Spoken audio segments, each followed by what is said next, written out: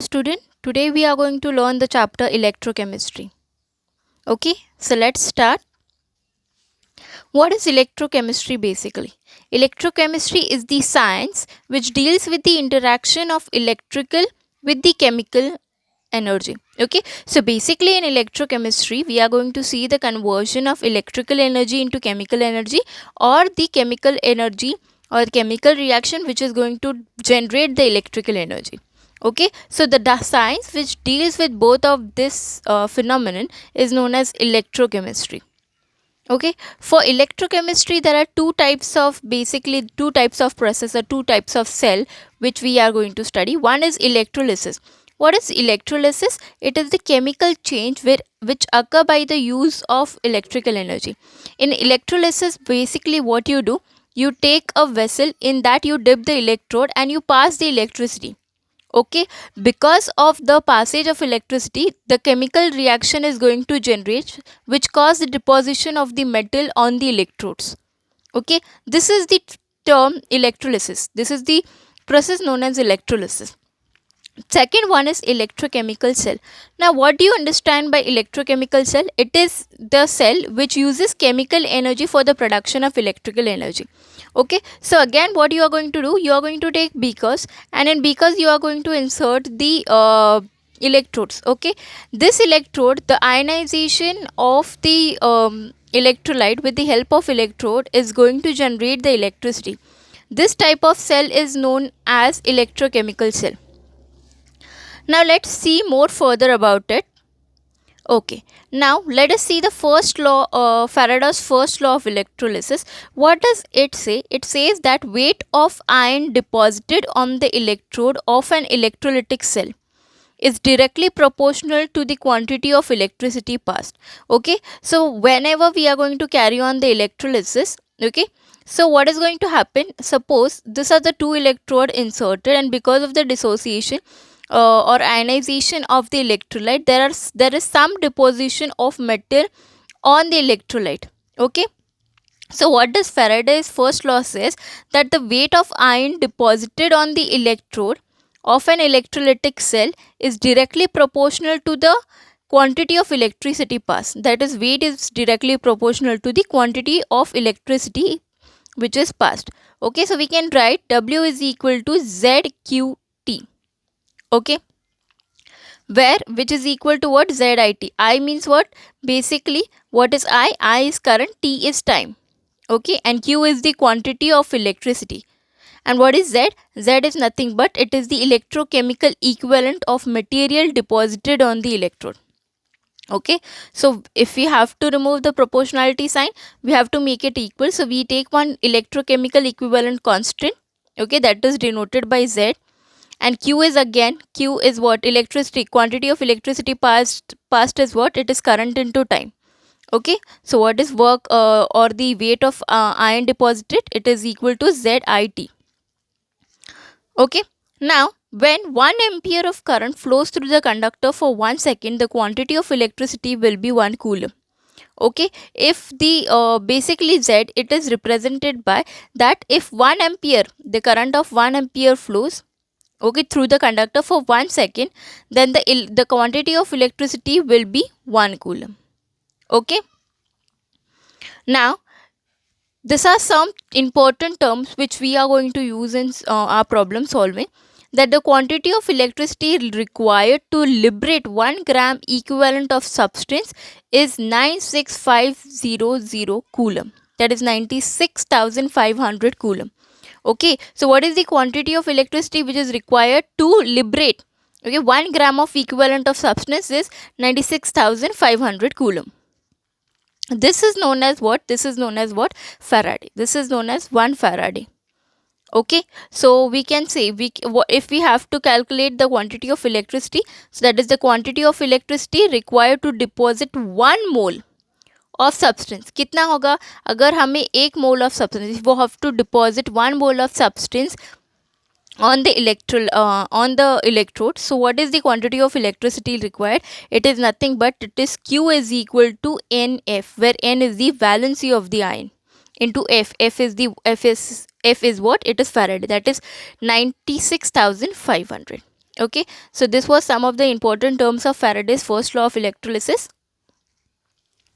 Now let us know what is the Faraday's second law of electrolysis. Faraday's second law of electrolysis states that when same quantity of electricity is passed through different electrolyte, the amount of different substance deposited at the electrode is directly proportional to its equivalent weight. Okay, now if we are taking several different beakers with different electrolyte, okay, and electrodes, okay, so what we are going to do, we are going to pass the same quantity of electricity through it. So you can see that different amount of substance will get deposited on the electrode. Okay, this different quantity of electricity or the substance which is deposited on the electrode is directly proportional to their equivalent weight. They will be directly proportional to their equivalent weight, which is, we can write it as W1 by W2 is equal to E1 upon E2.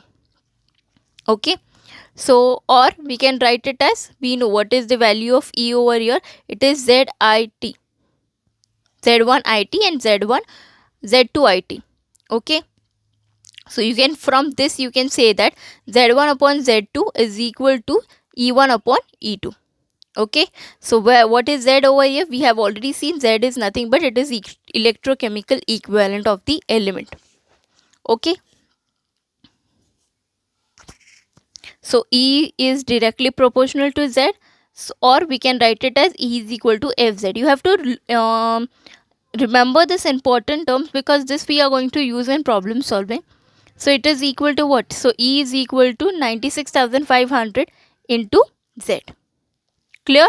Okay, now let's move further. What is electrolytic conductance? Okay, it is basically the property of facilitating the flow of electricity through it. Okay, now whenever you are going to pass the electricity to any of the conducting material or any of the electrolyte, what is going to happen? It is going to form ions. Okay, and this ions is going to conduct the electricity. Okay, these ions are responsible for the conduction of electricity. So basically this is known as electrolytic conductance, that is the property of facilitating the flow of electricity. The ions which flows to conduct the which facilitate the flow of electricity, okay, that is known as the conductance of conductor. Now conductance is given by, it is 1 upon resistance. Okay, so C is equal to 1 upon R ohm. Okay, clear? Now what is specific conductance? If I have to find out conductance of particular area, for example, if I am taking a beaker, now it consists of various numerous ion or particle which might conduct the flow of electricity.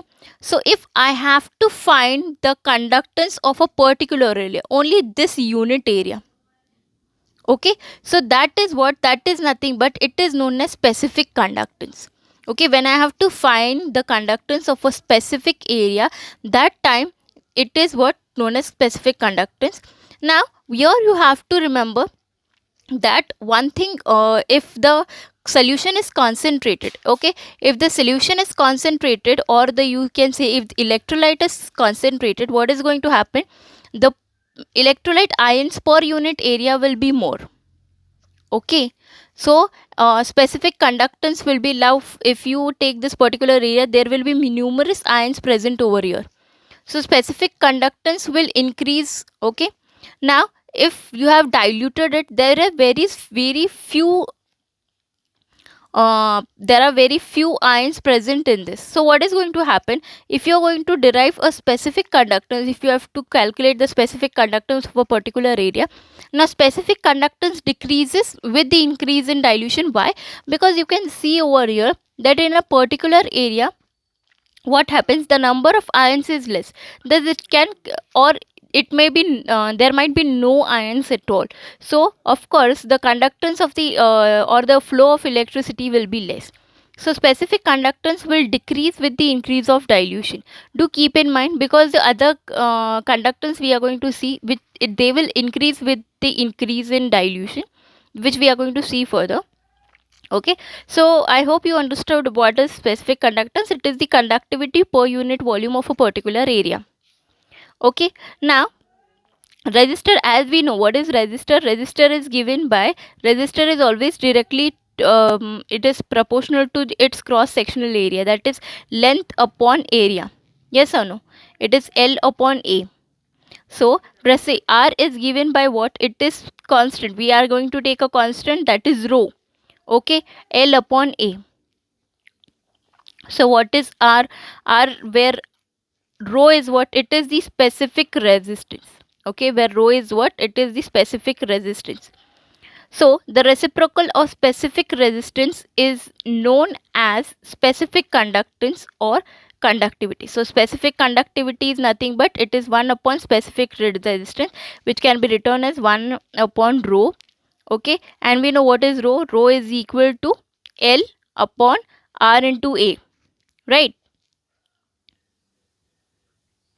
Which is equal to L upon A into C. Okay, where L upon A is what? L upon A is nothing but it is known as the Seldt constant. You have to remember this because we are going to solve some of the MCQs based on it. Okay, clear? Now let us see the next topic, that is equivalent or molar conductance. Now equivalent of all molar conductance, what is the term? It is the conducting power of all the ion produced by 1 gram equivalent. When we are going to talk about equivalent, it is 1 gram equivalent. Okay, and for molar conductance we are going to see the molar concentration. Okay, that is per mole. So the conducting power of ion produced by 1 gram equivalent of an electrolyte in the solution. Okay, okay, so that is given by delta EQ. Okay, that is denoted by delta EQ, which is taken as, okay, I hope you are getting it. Okay, what is electrovalent and molar conductance, which is given by delta EQ. Okay, so delta EQ is equal to kappa into VEQ, that is volume of solution containing 1 gram equivalent electrolyte. Okay, this is K, this is not K, this is kappa. You are going to see it kappa. So delta EQ is equal to kappa into V. Okay, which is equal to, kappa is equal to, here V in terms of liter, if you are going to do denote, it is 1000 upon C, that is concentration, right? So which is equal to kappa into 1000 upon normality. Okay, this formula you have to remember. So if 1 centimeter cube solution contain 1 gram equivalent weight of electrolyte, the conductance of the solution is equal to, okay, if 1 centimeter cube of solution will contain 1 gram equivalent weight, how much? 1 gram equivalent weight of electrolyte. The conductance of the solution, what is the conductance of the solution then? It is equal to specific conductance, or it is equal to equivalent conductance, because we are going to see about only the area of 1 centimeter cube na? So it is equal to what? It is equal to specific conductance, or you can say that it is equal to equivalent conductance. So what is the unit of equivalent conductance? It is denoted by per ohm centimeter square per equivalent. Okay, per gram equivalent. Okay, got it? Now let's see the next terms then. Now what is molar conductance? Molar conductance is nothing but it is the conducting power by the ion which is produced by 1 mole of electrolyte. Okay, when 1 mole of electrolyte, it is the conducting power produced by 1 mole of electrolyte. So it is given by delta M. Okay, M for molar is, which is equal to kappa into Vm. Okay, where volume Vm is what? It is the volume of solution containing 1 mole of electrolyte. Okay, earlier we have seen 1 gram of electrolyte, here we are going to see 1 mole of electrolyte. Okay, and if Cm is the concentration, now again in liter terms, delta M is given by kappa into 1000 upon Cm, where Cm is what? It is nothing but it is the molarity. Okay, when we are going to see the equivalent conductance, it will be normality. When we are going to see the molar conductance, it is the molarity. Okay, it is also given if Z is the total positive or negative charge, per unit volume, then it is given by molar conductivity or molar conductance is equal to Z into delta, that is equivalent conductance. Okay, that is what is the relationship. Basically it shows the relationship between molar conductance and equivalent conductance. Okay, so you have to keep in mind that molar conductance increases with dilution. Okay, whereas specific conductance decreases with increase in dilution. Okay, now what is the effect of dilution on conductance? Now basically what is conductance? Conductance is the property which depends upon the presence of ions. Okay, greater the number of ions, greater will be the conductivity. Right or no? If conductivity depends upon the presence of ion, if there are more number of ions, it will depend upon, if there are more number of ions, the greater greater will be its conductivity.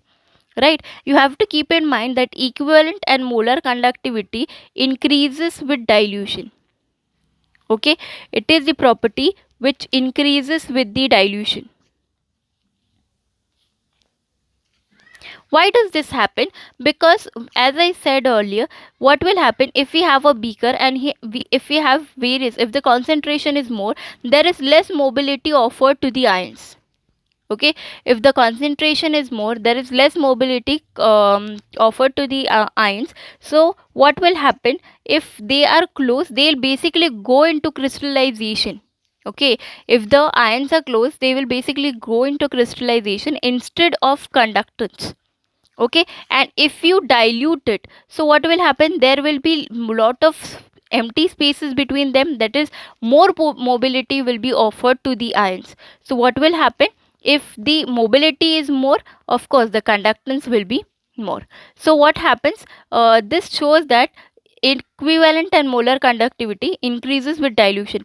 But we have already seen that whenever we are talking about the particular area, that is the specific conductivity, it will decrease with the dilution, because there might be some ion present or might not be some ion present. So the conductivity will obviously decrease. So when the concentration of the solution is low, okay, when the concentration of solution is very low, then the conductance is known as, now when if we dilute it to the extreme point, if we dilute the electrolyte to the extreme point, so what is the conductivity that time? Okay, what is the conductivity that time? The conductivity that time is known as limiting molar conductivity, which is denoted by delta m naught. Okay, so conductivity at infinite dilution or zero concentration, you may say. So what is the degree of dilution? Degree of dilution is given by equivalent conductance at dilution upon equivalent conductance at infinite dilution. Matlab means what? So here it is, you are diluting the substance. At that point, what is the equivalent conductance? And upon what? It is the equivalent conductance at the infinite dilution. Okay, which is given by lambda v upon lambda infinity. Okay, which can also be written as lambda c upon lambda naught. Clear? Okay, now let's see the next. Basically we are going to classify the electrolytes. Electrolytes are basically classified into two types. One is known as strong electrolyte and the second one is known as weak electrolyte. What is a strong electrolyte? Electrolyte which completely dissociate into their respective ion is known as strong electrolyte. Okay, so electrolytes which will completely dissociate into their respective ion, for example NaCl, H2SO4, NaOH, these are the strong electrolyte, because they will completely dissociate into their respective ion. Okay, so that time the degree of dissociation will be 1. Now what is weak electrolyte? That is which partially dissociate into their respective ion. What we can say, which partially dissociate into the respective ion. Okay, or which do not completely dissociate into the respective ion. So that time the degree of dissociation will be less than 1. So for example NH4OH, HCN, NH4Cl, that is weak acid and weak base, they consist of weak electrolytes. Now let us learn about Colroch law. What is Colroch law basically? It says that the equivalent conductance of an electrolyte at infinite dilution. Okay, it says that equivalent conductance of an electrolyte at infinite dilution is the sum of two values, one depending upon the cation and the other depending upon the anion. Okay, it says that the equivalent conductance of electrolyte at the infinite dilution, agar if the dilution, what is the what will be the electrolytic conductance if of the of the very or the infinite dilute substance. So it will be what? It will be the sum of the two values. Which two values? One which is dependent upon the cation and the other one which is dependent upon the anion. Okay. So basically,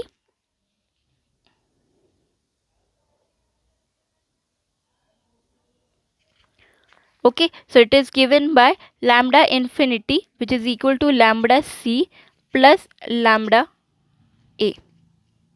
Okay, what basically why this law was given? Because when we have seen, for example, if we take the electrolytic conductivity of for delta KCl of KCl, or if we take delta C of NaCl, okay, what he have seen, like it has the value electrolytic conductivity will be 149.1, and here it will be same. Okay, that if you take the same thing, that is 149.1.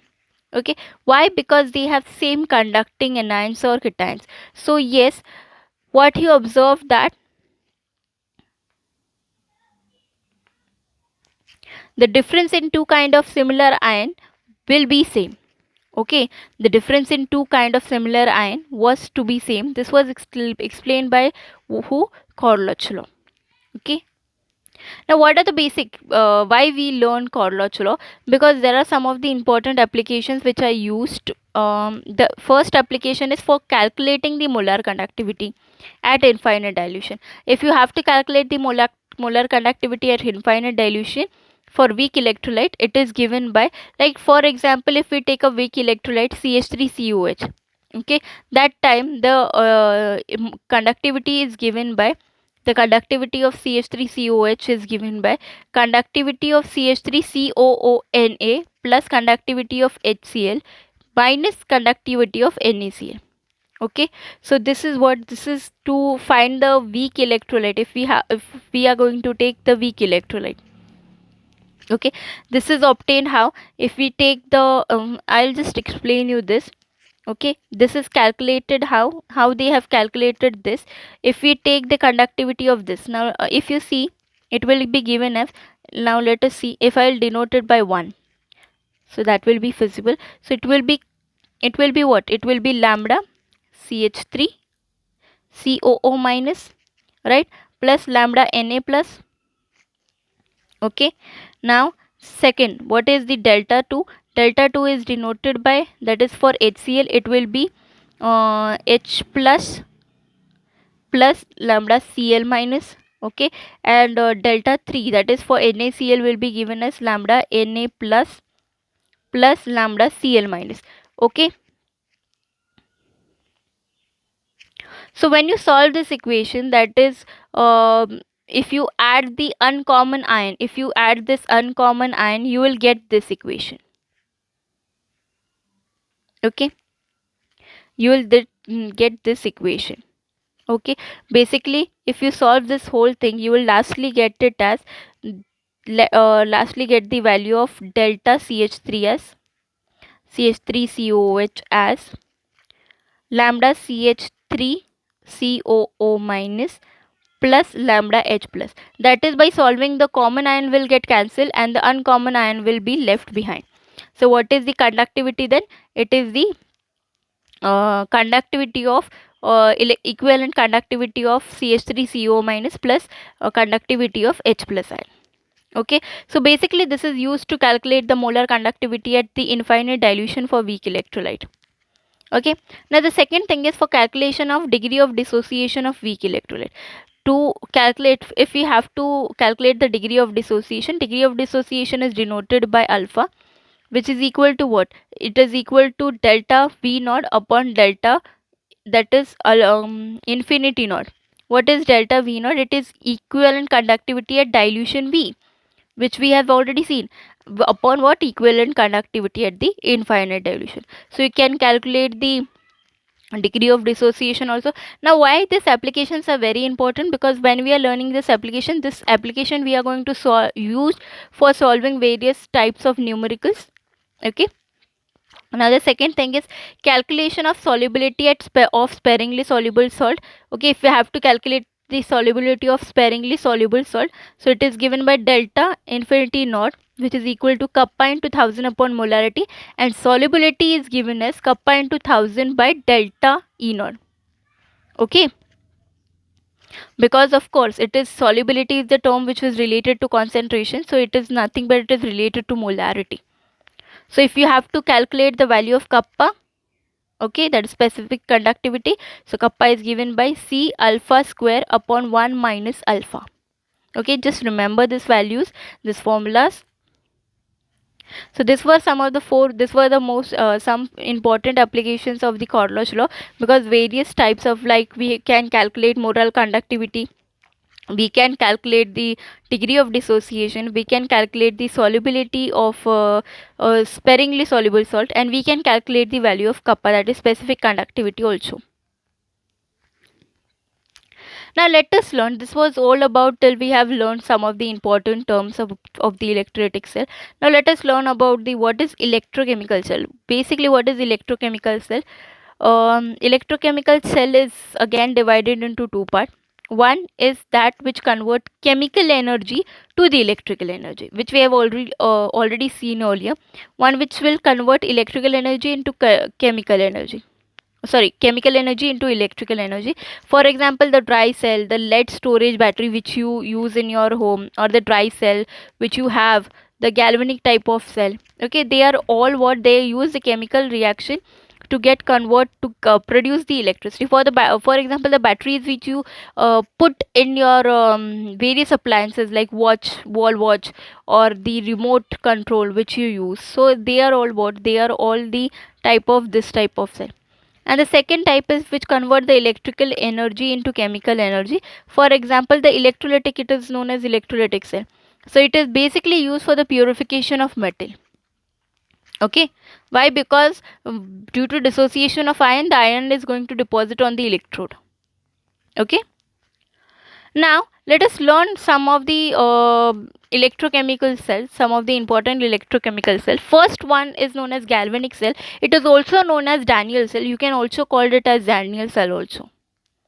Okay, Daniell cell is one of the type of galvanic cell. So basically what is going to happen in galvanic cell? What are you going to do? You are going to take two separate beaker, which is jointed by a salt bridge. Now which you are going to connect a salt bridge between them. Okay, now you should take the electrolyte which consists of same ion. For example, one had ZnSO4. Okay, the other one will have CuSO4, so they will have common ion. Okay, basically the electrode which you are going to insert should have the common ion of that of electrolyte. For example, if you are taking zinc sulfate, you should insert the zinc electrode in it. Okay, so here if I take zinc sulfate, I am going to take the same ion electrode, that is zinc electrode, and same over here copper electrode, and you are going to connect it to the cell. Okay, now if that reaction is going to happen, okay, if the reaction take between two of them, okay, so what happens, let us see. For example, this is left hand side and this is right hand side. Okay, at right hand side you take the solution ZnSO4 as the electrolyte, and there is one electrode that is of zinc. Okay, so what happens at the first half cell? Zinc electrode in the Zn sulfate. What is the first half cell consist of? It consists of zinc electrode in zinc sulfate, and in second half cell you can see, that is to your right side, it consists of copper electrode in copper sulfate solution. Okay, now they are joined by a salt bridge over here. Okay, now what happens in the first half? Oxidation take place. What is oxidation? That is loss of electron. So zinc will get converted. This zinc will gradually, you can see that zinc electrode will gradually shrink. Why? Because this zinc will get converted into zinc, that is Zn2 plus, zinc ion plus 2 electron, 2 electron minus. Okay, that is known as the oxidation half cell. And at the second cell, you can, which is known as the reduction half, what is going to happen? There is going to the solution in which this dissociation is going to happen, that is copper sulfate is going to dissociate. This copper sulfate, the copper ions will gain the electron from the electrode to form copper. Okay, so you can see that the size of the electrode over here will increase due to deposition of copper on the electrode.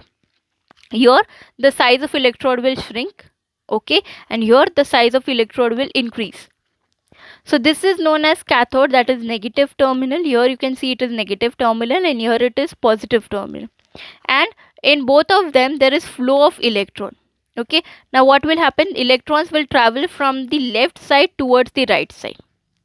Okay, what I'm saying, electrons will travel from the left side towards the right side. Now this is balanced by the zinc sulfate, because what is going to happen, there is accumulation of Zn2 plus to your left hand side, and there is accumulation of SO4, that is sulfate ion, on your right hand side. So what is going to happen, the positive will accumulate over here and the negative ions will accumulate over here. This gradually will stop the working of the cell. So you have to use one particular or a salt bridge will consist one electrolyte or one type of as compound, which will balance both the reaction. So if this dissociate, it will send the what you can say, the negative ions towards here to positive, to make the solution balance. Okay, so salt bridge act as a balancing, it balance the whole solution and it does not allow the cell to become dead. Okay, so that is the role of salt bridge in this. Okay, this was all about the galvanic cell. Now, how is galvanic cell represented? Basically, it is represented by interference. Like you can see there is one single. If we have to show the interference of potential difference, so you can see if I have to show it of left hand side, that is zinc will get converted into zinc ion. Okay, that is separated by a single dash. And again, here you can to your right hand side, you will see that copper ions get converted to copper. Now, when you are going to show that two solution, they are separated by salt bridge, it is represented by the double dash. Okay, that is copper Cu2 plus over here and Zn2 plus over here. Okay, now always remember that the oxidation half is written on your left hand side and the reduction half is written to your right hand side. Thus the cell representation become like this. Okay, so this is the oxidation half and this is the reduction half. Clear? Okay, now let's move further then. Now what is electrode potential? It is the potential of a particular electrode to gain electron or to lose electron. For example, we have seen in the galvanic cell that zinc electrode is basically losing electron, whereas the what you can say, the copper electron was gaining electron. Okay, so basically every electrode has its own tendency to either gain electron or to lose electron. This tendency of the electrode is known as electrode potential. Okay, so if the electrode have tendency to lose electron, it is known as oxidation potential. If the electrode has the tendency to gain electron, it is known as the reduction potential. Okay, and always remember that oxidation potential is reverse of reduction potential. So if we take reduction potential as positive 1.5 volt, oxidation potential should be negative, then it will be minus 1.5 volt. Okay, so the potential difference which occur between two of them is known as electromotive force. Okay, the potential difference between two electrode is known as the electromotive force. Okay, so standard electrode potential is given by E naught cell, which is equal to E naught reduction, that is at cathode, minus E naught oxidation at the anode. Okay, Now let's move further then. Let's see more about. Now here I am going to tell you that is what is Nernst equation, what is Gibbs relationship with the electrode potential. Okay, let's see that. Now first of all, let's see Gibbs free energy. Now what is the relationship of or relation of Gibbs free energy? Now we know that Gibbs free energy is denoted by delta G. Right, it is denoted by delta G. What is Gibbs free energy? It is when the energy can be converted into very useful work, that is apart from expansion, every type of work. So we can say that the Gibbs free energy is the maximum work. Okay, so Gibbs free energy, what is the relationship between Gibbs free energy and the electrode potential? So delta G naught, that is standard Gibbs free energy, is equal to N F E naught cell. Okay, where E naught cell is the standard electrode potential, F is the Faraday, and N is the number of moles. Okay, so it can be also given as minus 2.303 RT log K. Okay, this is basically we are going to use these values for only numerical solving, that is MCQ problem solving. Okay, next thing we are going to see, and you have to remember one more thing, that is if delta G naught is negative, then and only then you can say that electrode cell, that is E naught cell, electrode potential of this cell is positive. Okay, for electrode potential to be positive, delta G naught should be negative. Okay, now let us see what is the dependence of EMF on the concentration, that is known as Nernst equation. So Nernst equation is nothing but it is given by the formula E naught cell, that is electrode potential, is equal to standard electrode potential minus 0.059 upon N log of anode upon cathode. Clear?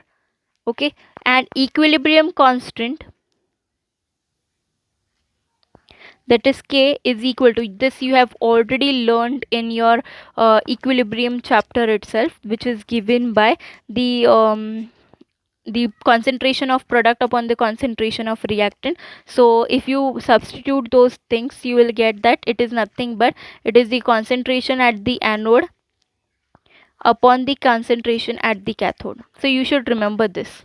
In terms of cathode and anode, it is concentration at the anode upon concentration at the cathode. So these are some of the important terms which we are going to use for solving of MCQs. These are very, very important and you should remember it.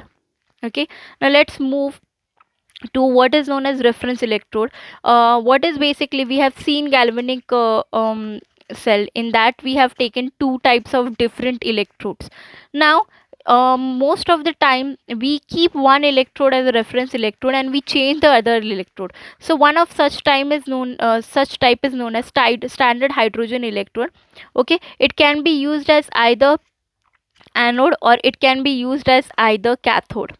Okay, so SHE is one of the type of such standard electrode which can be used as both anode and a cathode. Okay, so basically what is the electrode consist of? If you can see that this electrode or this standard electrode is made in such an apparatus, like if this is the cell. Okay, one test tube is immersed in one sealed tube. Okay, one sealed tube is there. You can see the shape is somewhat like this. Okay, and in this sealed test tube, okay, you can see one platinum wire with the platinum foil is attached to wire. Okay, and now this is dipped in solution of H3O plus, or you can take HCl solution. Okay, so this what happens, So you can see that platinum black electrode, it is sealed in the glass tube.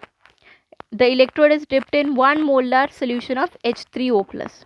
Okay, what happens now, what you will do, basically from here one outlet is there from where the hydrogen gas is bubbled. Okay, from where the hydrogen gas is bubbled. Okay, when the hydrogen gas is bubbled through H3O, what happens, this hydrogen gas will dissociate into 2H plus plus 2 electron minus. Okay, so basically this whole this whole thing is represented as platinum H2 at 1 atmosphere, H plus A is equal to 1. Now if you use this reference electrode as cathode, okay, over there it will act as the oxidation end, or the oxidation, it will show oxidation potential or the oxidation electrode.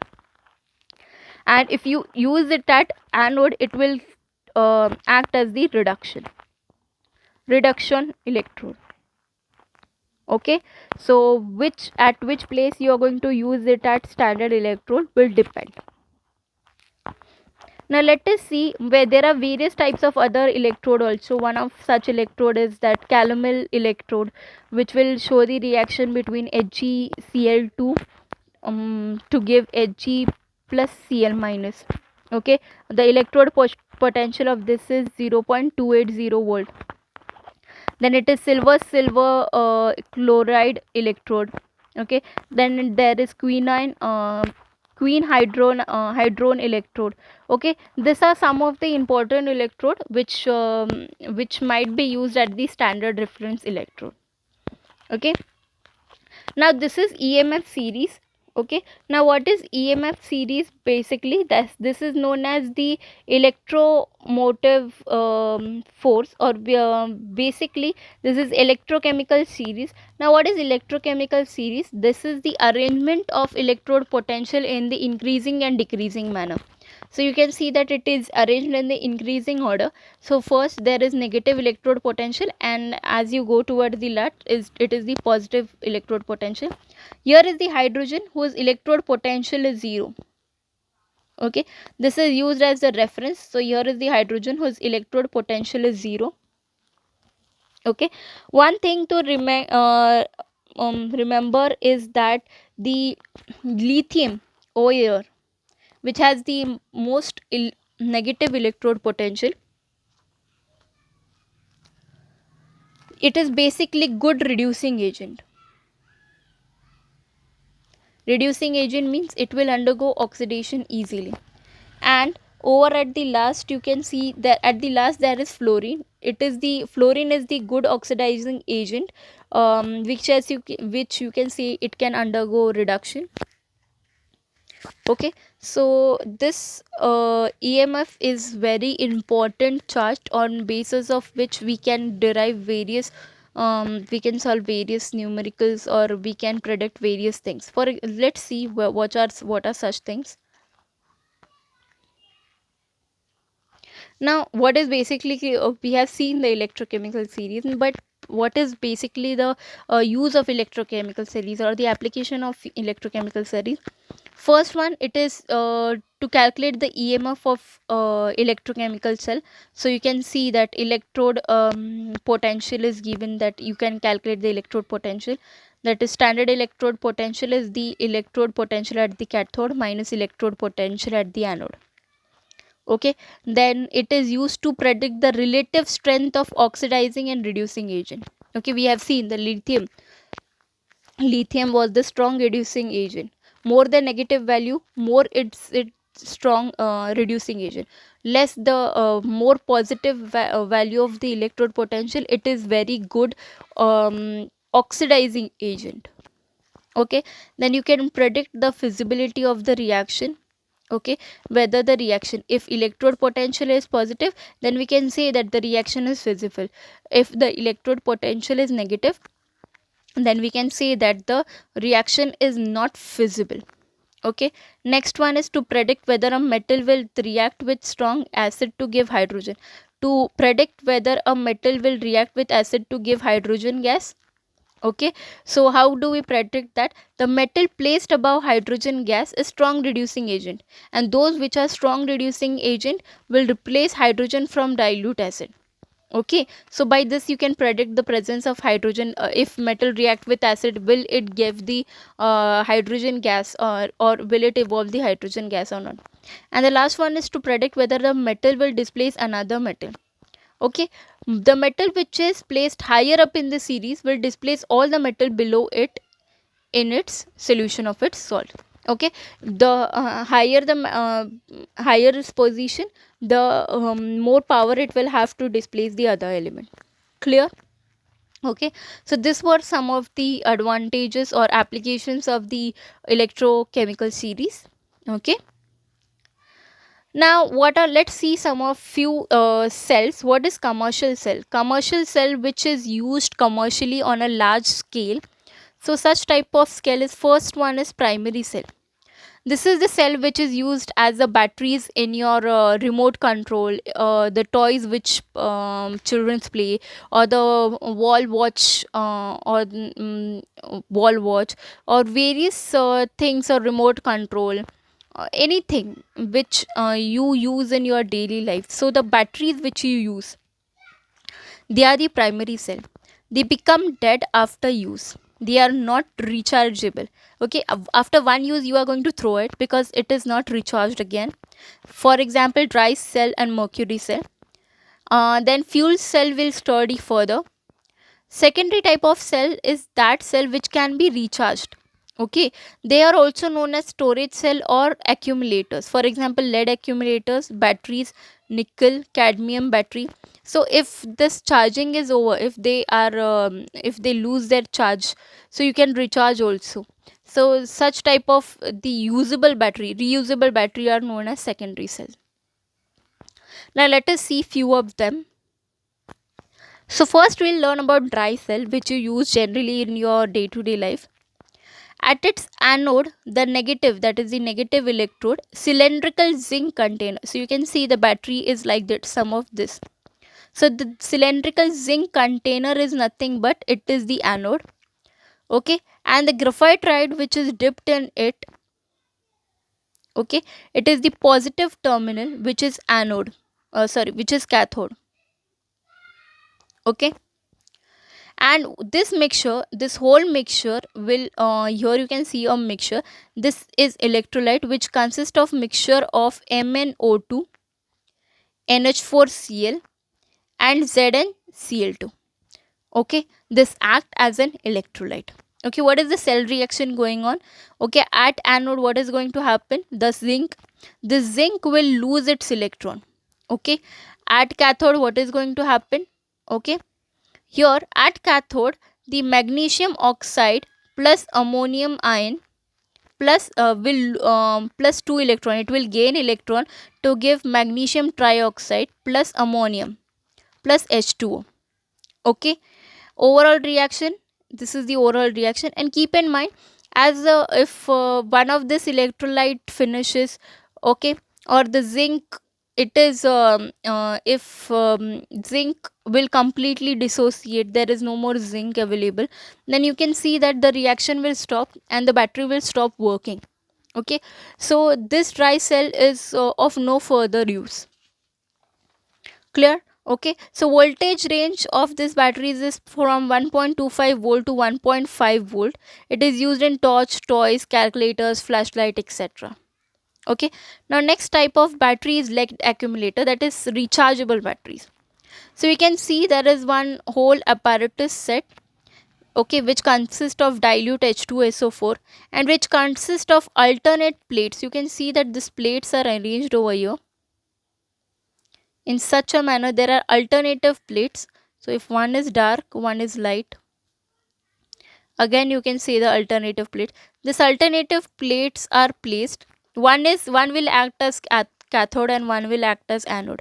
Okay, the lead rods basically act as anode and the lead plate coated with lead oxide will act as cathode. Okay, so what is the reaction which take place? So during discharge, during when you use the battery, during discharge, what is going to happen? This lead is going to react with sulfate ion to give lead sulfate with the release of 2 electron, with the loss of 2 electron. Okay, so density of H2SO4 decreases from 130 to 120 gram centimeter per centimeter cube, and battery needs charging when the density of H2SO4 will decrease from 130 to 120. Now what happens during recharging, that is when you are charging the battery, this lead will react with the sulfate ion and the hydrogen, and it will gain 2 electron to form lead sulfate plus water. Okay, that's the overall, you can see this is the overall reaction. So what is the range, what is the voltage range? It ranges from 6 volt to 12 volt. It is used in automobile. The batteries which you have in your scooters, bikes, they are all what they are the lead accumulator. Okay, and during recharging act as electrolytic cell. Okay, clear? Now what is electrolytic cell? What is electrolytic cell? Cell which converts electrical energy into chemical energy. Okay, which basically work on the, for example, if I take an apparatus and I have 2 electrode in it. Okay, and suppose I have NaCl. Okay, I have NaCl in it. Now these 2 electrodes are attached to a battery over here. This battery is going to supply electricity to this electrodes. Now what is going to happen, as the electricity is supplied, this NaCl is going to dissociate into Na plus and Cl minus. Okay, this Na plus will gain electron and get deposited at one side, and this Cl minus will lose its electron, and the bubbles will ooze, the gas will be released out at one electrode. So this is the situation, this is one of such example. Okay, so in electrolytic cell, it is connected to positive terminal of the battery is known as cathode, and the anion, negative ion, move towards cathode. Okay, so Na plus will be deposited at cathode, you can see that. Okay, so why? Because it is connected to the positive terminal and negative ions move towards it, and the second electrode is connected to the negative terminal, which is called anode, and cation move towards anode. Okay, this generally is used for purification of metal. In purification process, this is generally used for purification of metal to obtain the pure metal. Now what is fuel cell? What do you understand by fuel cell? It is the electrochemical cell which will convert 70% of its chemical energy to electrical energy. Okay, what is the fuel used in it? It is the hydrogen oxygen fuel. Okay, now what are the electrode used? The electrode used is platinum, Ag, or cobalt. Now what are the electrolyte used? The electrolyte used is NaOH or KOH. So what happens at anode? At anode you can see that hydrogen will react with hydronium ion to form H2O and release of electron, and at cathode you can see oxygen will react with water with the gain of electron to form OH minus, that is hydroxide ion. Okay, so what is the overall reaction became? The overall reaction becomes 2H2 plus O2 to form water.